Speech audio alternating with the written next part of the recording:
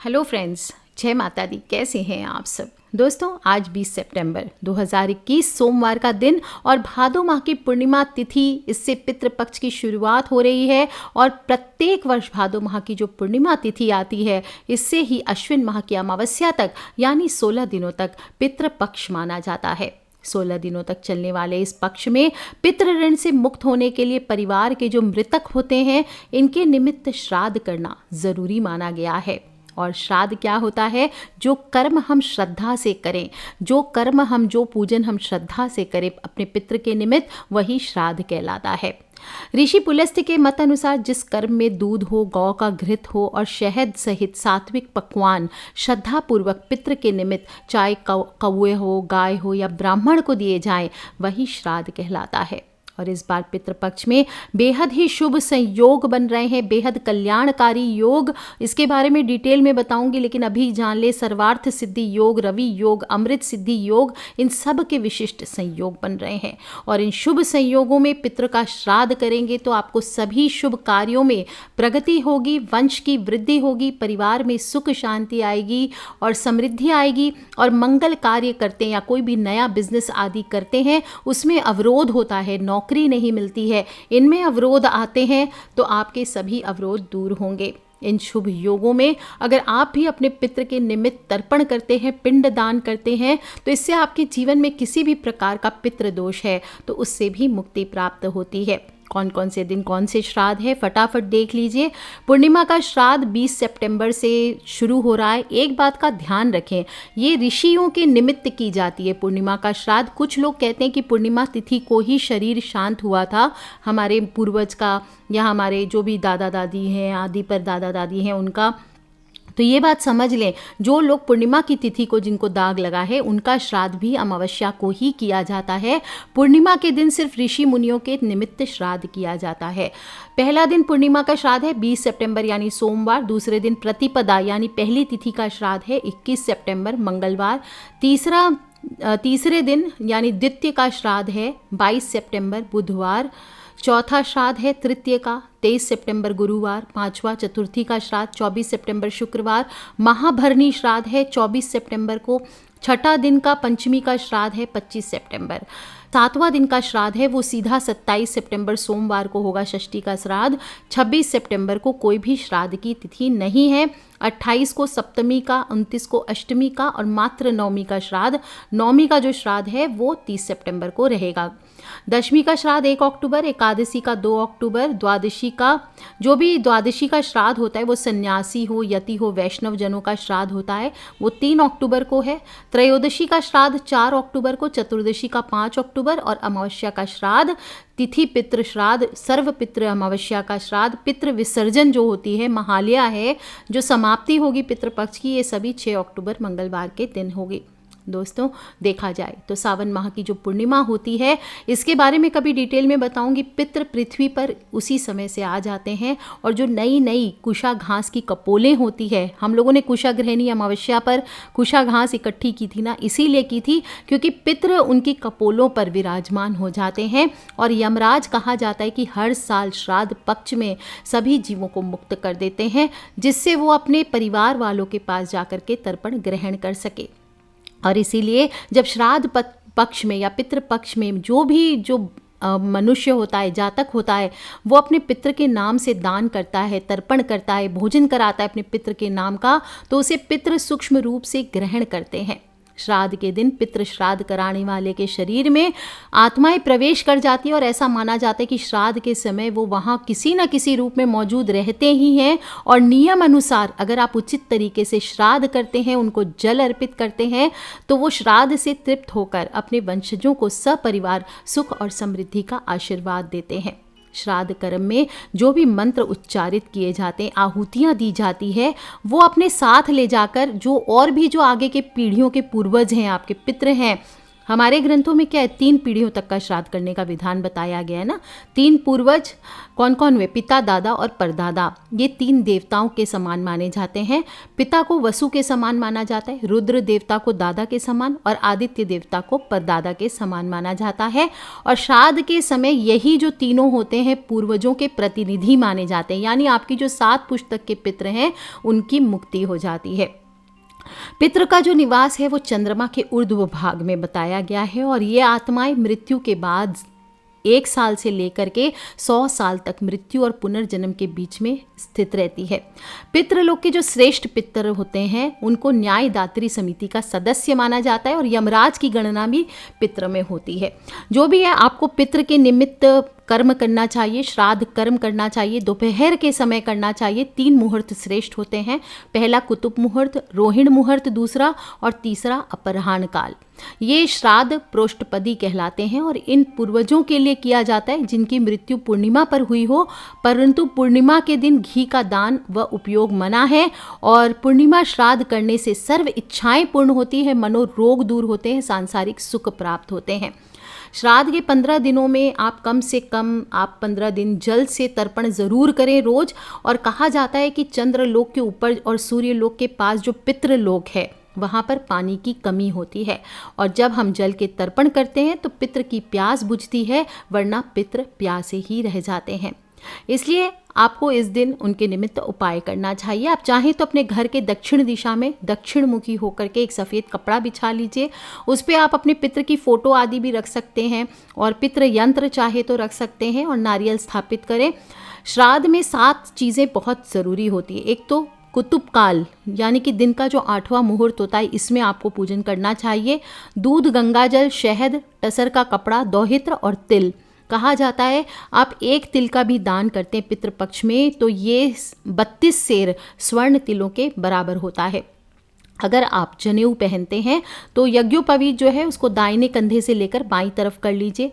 तिल का तेल का दीपक कीजिए, सफ़ेद चंदन चढ़ाइए अपने पितृ को, 16 सफ़ेद फूल चढ़ाइए और आप चाहें तो अपने पितृ के निमित्त वस्त्र आदि भी रख सकते हैं, साड़ी, ब्लाउज़ या फिर आप धोती गमछा वगैरह बाद में किसी ब्राह्मण को जब भोजन कराएंगे उसके बाद दान कर देना चाहिए। और खीर ज़रूर बनाएं। गाय के दूध में, पके हुए चावल में शक्कर, इलायची, केसर और शहद मिला करके खीर बनानी चाहिए और इस खीर से आपको धूप करनी चाहिए। कैसे धूप करते हैं? गाय के गोबर के कंडे को जलाकर प्रज्वलित कीजिए। किसी भी बर्तन में आप रख करके जला सकते हैं, छोटे से बर्तन में या हवन पात्र है तो उसमें कीजिए और फिर खीर से दक्षिण मुखी होकर के 3 आहुति आपको देनी चाहिए। सर्वप्रथम इसके बाद जो भी आपने भोजन बनाया है उसमें से थोड़ा भोजन गाय का, काले कुत्ते का और कौवे हेतु ग्रास अलग से निकाल कर उनको खिलाना चाहिए और उनको ग्रास डालते हुए ध्यान रखें कि आपका मुख दक्षिण दिशा की तरफ हो। साथ ही साथ जनेऊ भी आपका बाईं तरफ यानी दाहिने कंधे से लेकर बाईं तरफ की ओर होना चाहिए। और भगवान श्री हरि विष्णु, श्री सत्यनारायण भगवान का स्मरण करते हुए तुलसी पत्र आपको चढ़ाने चाहिए और ओम सत्यनारायणाय नमः, ओम सर्वेभ्यो पितृभ्यो नमो नमः इस प्रकार से बोलते हुए आपको पूजन करना चाहिए। इसके बाद आपकी इच्छा हो तो आप घर में ही पिंडदान और तर्पण भी कर सकते हैं। जो लोग नहीं जानते हैं, ब्राह्मण आदि नहीं मिलते हैं, फॉरेन में रहते हैं, वहाँ पे पंडित आदि नहीं है, कोरोना का टाइम है, तो आप खुद से पिंड बना करके दान कर सकते हैं। जल आप तर्पण कर सकते हैं। पिंड बनाने के लिए जौ का आटा, खोया या फिर चावल, घी, बकरी का दूध या जो भी दूध उपलब्ध हो वो, शहद और शक्कर ये मिला करके पिंड बनाया जाता है। और जौ के दाने, काले तिल, फूल, जल और दूध इसको हाथ में लेकर के ये सभी चीज़ें डालिए और फिर दाहिने हाथ के अंगूठे के द्वारा इसको किसी थाली में छोड़ देना चाहिए जल देते हुए। इस प्रकार से पिंडदान किया जाता है। सफ़ेद वस्त्र पहन के ही पिंडदान करना चाहिए और जौ के आटे से या चावल से पिंड का निर्माण करना चाहिए। क्यों करते हैं चावल से? क्योंकि चावल का सीधा सीधा संबंध चंद्रमा से माना गया है और चंद्रमा के माध्यम से ही आपके द्वारा दिया गया पिंड आपके पितरों तक पहुंचता है।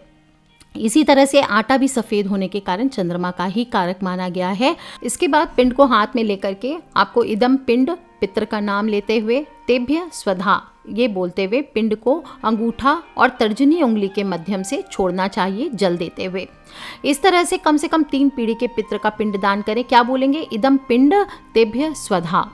वायु पुराण में कहा गया है कि प्रार्थना भी करनी चाहिए साथ में कि मेरे पितर जो प्रेत स्वरूप हैं, तिल युक्त जौ के पिंडों से वह तृप्त हो और साथ ही सृष्टि में हर वस्तु ब्रह्मा से लेकर तिनके तक, चाहे वो चर हो या अचर हो, मेरे द्वारा दिए गए जल से तृप्त हो। इस प्रकार से प्रार्थना करनी चाहिए, आराधना करनी चाहिए। इसके बाद पिंड को उठाकर जल में प्रवाहित कर दीजिए। इसके बाद आपको पितृ का निमित्त भोजन निकालना चाहिए। पितृ के निमित्त भोजन निकालने के पहले आपको पंचबली ज़रूर करनी चाहिए। और पंचबली में पहली बलि जो होती है, यानी पहला भोजन जो होता है वो चींटी के नाम का, दूसरा गाय, तीसरा कौवा, चौथा कुत्ता और पांचवा जो होता है वो देव आदि बलि, ये ज़रूर करनी चाहिए। आप पंचबली निकालें या ना निकालें, कौवे को भोजन आपको ज़रूर देना चाहिए। कौवे के विषय में शास्त्रों में एक बात एकदम स्पष्ट की गई है कि कोई भी क्षमतावान आत्मा कौवे के शरीर में विचरण कर सकती है और कौवे को यमराज का दूत भी कहा गया है। कहते हैं कि जब हम श्राद्ध में अपने पूर्वजों को अन्न का भोग लगाते हैं तो कौवे के लिए अन्न की थाली रखते हैं और कौवा यमराज का दूत होने के नाते यमलोक में जाकर हमारे पूर्वजों की आत्माओं को उनकी संतान और वंश की स्थिति के बारे में बताता है। श्राद्ध के भोजन में आप जो भी शामिल करते हैं उसमें भोजन की मात्रा और खाद्य सामग्री को देखकर कौवा यमलोक में जाकर सुख सुविधा और जीवन से जुड़े हर पहलुओं के बारे में पूर्वजों को विवरण देता है, जिससे उनके संतानों के बारे में सुन के पूर्वजों की आत्मा तृप्त होती है। उनकी पीढ़ी सुख और सुविधा के साथ अपना जीवन निर्वाह कर रही है, ये जान करके वो बहुत संतोष हो जाता है। इसके अलावा कौवे को अतिथि आगमन का भी सूचक माना जाता है, पितरों का आश्रय स्थल भी माना जाता है।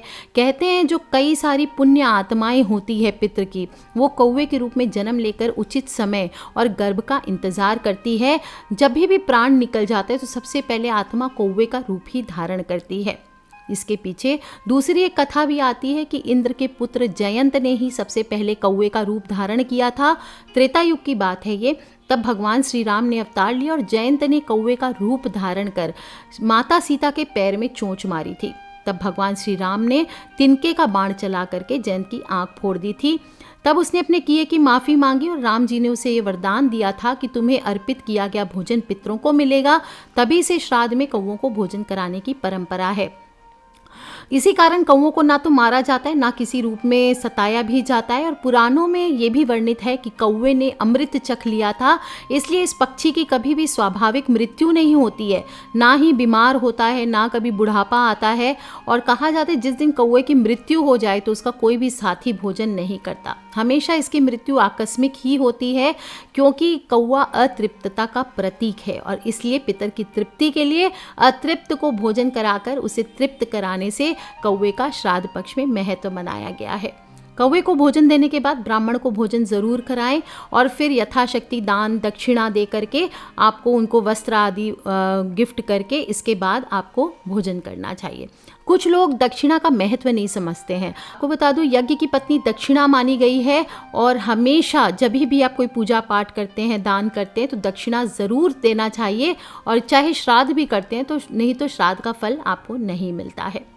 दोस्तों, ये दिन है, पूर्णिमा का दिन है, तो जो लोग भी डिप्रेशन से जूझ रहे हैं, चंद्रमा से रिलेटेड प्रॉब्लम से जूझ रहे हैं, मनोरोग से जूझ रहे हैं, उन सबको आज के दिन दूध में अपनी छाया देख करके शाम को जब चंद्रमा उदय होगा उस समय आपको किसी चढ़ा करके कुत्ते को पिलाना चाहिए। या फिर आप सुबह अगर पितृ पूजा कर रहे हैं तो सुबह पितरों को निमित्त चढ़ा करके भी आप इसे कुत्ते को पिला सकते हैं। आप इस दिन पीपल के पत्ते पर एक पेड़ा या कोई भी मिठाई रख करके या फिर बेलपत्र ले लीजिए, पीपल का पत्ता नहीं मिलता है तो उस पर सफ़ेद चंदन लगा करके आप बेलपत्र पर उस पर मिठाई रख दीजिए और सफ़ेद शिवलिंग पर आज के दिन आपको चढ़ाना चाहिए। और या फिर चावल का दान कीजिए, इससे भी आपकी जो चंद्रमा रिलेटेड समस्याएं हैं पूर्णिमा तिथि को समाप्त होती हैं। जो लोग भी स्टूडेंट्स हैं वो इस दिन जो भी आप पितृ को चंदन चढ़ाएंगे या विष्णु भगवान को या शिवलिंग पर चढ़ा हुआ चंदन लेकर के आपको आज के दिन अपनी जो बुक्स है या कोई भी आपकी जो स्टडी की, लेट्स सपोज वो लैपटॉप है, तो थोड़े से चंदन का टीका उस पर लगाइए या फिर चंदन से अगर पुस्तक है तो उस पर ज्ञान शब्द आप लिख दीजिए, ज्ञान। इससे भी आपके जीवन में आने वाली सक्सेस में अगर बाधाएं आ रही, एग्जाम्स आदि क्लियर नहीं हो रहे हैं तो आपको इससे अभिन्न फल मिलता है। दोस्तों आपको बता दूं, पूर्णिमा तिथि जो है वो 20 सितंबर को ही है और शुरू हो जाएगी 20 सितंबर को सुबह 5:28 पर और 21 सितंबर को सुबह 5:24 पर पूरी होने वाली है। तो जो लोग भी पूजन करेंगे, मैंने आपको बताया 3 मुहूर्त में श्राद्ध पक्ष में पूजन किया जाता है। पहला है कुतुब मुहूर्त जो कि 11:50 से 12:39 तक है दोपहर को। दूसरा है रोहिणी मुहूर्त जो कि 12:39 से 1:27 तक है। तीसरा है अपराह्न काल जो कि 1:27 से लेकर 3:54 तक है। इसमें आपको श्राद्ध अपना जो श्राद्ध कर्म है वो करना चाहिए। चंद्रमा की जो पूजा करना चाहते हैं तो समझ ले कि चंद्र का उदय 20 सितंबर को शाम को 6:20 पर होगा। बाकी आप अपने लोकल टाइमिंग्स चेक कर सकते हैं। कुतुब काल में आपको दान करना चाहिए, इससे अक्षय फल मिलता है। ध्यान रखें कुछ बातों का। पिता का श्राद्ध बेटा करता है और बेटे के ना होने पर पत्नी को श्राद्ध करने का विधान बताया गया है। लेकिन आज के जो आधुनिक समाज हैं जहां सिर्फ बेटियां भी होती है, तो कानूनी तौर पर विरासत जब मिलता है तो उनको अधिकार दिया जाता है धर्म से कि वो भी अपने माता पिता का पिंडदान कर सकती हैं। इसलिए कभी ये क्वेश्चन ना करें कि बेटी हैं तो हम पिंडदान करें या ना करें, बिल्कुल कर सकते हैं। पत्नी ना होने पर सगा भाई भी कर सकता है श्राद्ध। एक से ज़्यादा पुत्र होने पर बड़े पुत्र को श्राद्ध करना चाहिए, बड़ा नहीं कर सके तो छोटा कर सके। और बाकी जो गया आदि में पिंडदान करते हैं वो कोई भी पुत्र कर सकता है। अगर आप लोग सब अलग अलग घरों में रहते हैं तो आप चाहें तो अलग अलग भी पिंडदान कर सकते हैं। दोस्तों कभी भी रात में श्राद्ध कर्म नहीं करना चाहिए। सूर्यास्त के बाद ना तो पितृ के निमित्त जल दिया जाता है, ना श्राद्ध कर्म किए जाते हैं। हाँ, दक्षिण दिशा में आप एक दीपक उनके नाम का ज़रूर जला सकते हैं। अपने घर में हमेशा रहकर श्राद्ध करना चाहिए। आप किसी और के घर पे गए हुए हैं, वहाँ पर अपने पितृ के निमित्त आपको श्राद्ध नहीं करना चाहिए। हाँ, किराए के घर में रह रहे हैं तो बिल्कुल वो आपका घर है, उसमें आप श्राद्ध कर्म करें। श्राद्ध पक्ष में लोहे के पात्र का उपयोग आपको नहीं करना चाहिए। सोना हो, चांदी हो, कांसा हो, तांबे हो, ये जो पात्र होते हैं पूर्ण रूप से उत्तम होते हैं। केले के पत्ते में भी श्राद्ध भोजन सर्वथा निषिद्ध है। केले के पत्ते पर भी भोजन नहीं देना चाहिए। और श्राद्ध में चांदी का विशेष महत्व बताया गया, उसमें आप कर सकते हैं। जौ हो, मटर हो, सरसों हो, इनका उपयोग श्रेष्ठ बताया गया है। भोजन में वही पकवान बनाएं जो आपके पितृ को पसंद थे। और ध्यान रखें तिल का यूज़ आपको थोड़ा सा भोजन में भी ज़रूर करना चाहिए। दोस्तों जो लोग भी पितृपक्ष में पूर्वजों का तर्पण नहीं कराते, उन्हें पितृ दोष लगता है। इससे मुक्ति पाने के लिए सबसे आसान उपाय है पितृ का श्राद्ध करना। और श्राद्ध करने से ही पितृ को शांति मिलती है, वे प्रसन्न रहते हैं, उनका आशीर्वाद परिवार को प्राप्त होता है। जो लोग भी ट्रैवल कर रहे हैं, कोई दूसरा कारण है, बीमार हैं या साधन नहीं है, नहीं कर सके, तो मैं आपको एकदम आसान बताती हूँ। ये पितृपक्ष आपको जाया तो नहीं जाने देना है। कल से ले करके अगले आपके जो 6 तारीख है, 6 अक्टूबर है, तब तक 15 दिन आपको डेली अपने पितृ के नाम का 1 लोटा जल दक्षिण मुखी होकर के, सुबह जब आप सूर्य देव को जल अर्पित करते हैं उसी समय दक्षिण मुखी हो जाइए। जल का लोटा वही तांबे के लोटे में जल भर लीजिए, थोड़े काले तिल डाल लीजिए, गुड़ डाल लीजिए और ओम सर्वेभ्यो पितृभ्यो नमो नमः, ओम पितृभ्यो नमः या पितृ पितरानी की जय, इस प्रकार से बोलते हुए जल अर्पित कर दीजिए। दूसरी चीज़, आप शाम को दक्षिण दिशा में दीपक ज़रूर जलाइए। आप कुछ करें ना करें, घी का दीपक होना चाहिए रुई की बाती के साथ, तेल का दीपक नहीं जलाना है, इस बात का ध्यान रखें। तीसरी चीज़, कौवे हो, कुत्ते हो, गाय हो, जो भी जीव आपको मिले उनके लिए एक अंश आप भोजन का ज़रूर निकालें, क्योंकि ये सभी जीव यम के काफ़ी नज़दीक होते हैं। और गौ माता तो विशेष रूप से वैतरणी पार कराने में सहायक होती है। अपने पूर्वज हों, अपने पितृ हैं, इनकी आत्मा की तृप्ति के लिए श्राद्ध कर्म पिंडदान जो भी कर सकते हैं कीजिए। इससे आपके देखेंगे खुद ही आप घर परिवार में धन दौलत सुख सुविधा मान सम्मान ऐश्वर्य में आपकी वृद्धि होगी और साथ ही साथ किसी भी प्रकार का पितृ दोष होगा वो भी शांत होता है। दोस्तों पितृदोष की वजह से इंसान मूढ़ हो जाता है, कहते हैं मोगा हो जाता है, उसके जीवन में ज़ीरो हो जाता है, वो किसी भी चीज़ में सक्सेस नहीं मिलती है, फेलियर्स पे फेलियर्स, हर काम में बाधाएं, हर फील्ड में फेलियर होता है। अगर आपको भी लगता है कि आपके जीवन में इस प्रकार पितृदोष है, पितृ आपकी हेल्प नहीं कर रहे, परिवार में लड़ाई झगड़ा कलेश, चारों तरफ से मुसीबतों ने घेर के रखा है, तो एक बार इस पितृपक्ष को जाया ना जाने दें। ये छोटे छोटे उपाय जो मैंने बताए हैं ज़रूर कीजिए और फिर आप खुद देखिएगा, ये 15 दिन आपके जीवन को बदल कर रख देंगे, आपके जीवन को एक प्रॉपर दिशा दे देंगे। सो कर लीजिए उपाय दोस्तों, और आपके फ्रेंड्स, फैमिली, मम्मी पापा, भाई बहन, बच्चे, सभी लोगों से निवेदन ज़रूर करें कि पितृपक्ष चाहे वो सुखी भी हैं तो भी उनको करना चाहिए, ताकि उनका आने वाला वक्त और अच्छा रहे। और इस प्रकार से सभी लोग कराएं। सब्सक्राइब करके रखें, और किसी भी प्रकार के प्रश्न हो पितृपक्ष से रिलेटेड, या माँ दुर्गा पूजा आने वाली है, नवरात्र आने वाली है, उसको रिलेटेड अगर कोई प्रश्न हो, प्लीज़ मुझे वीडियो के नीचे लिख के ज़रूर पूछ लें। Take care friends, love you all, जय माता दी, बम बम भोलेनाथ।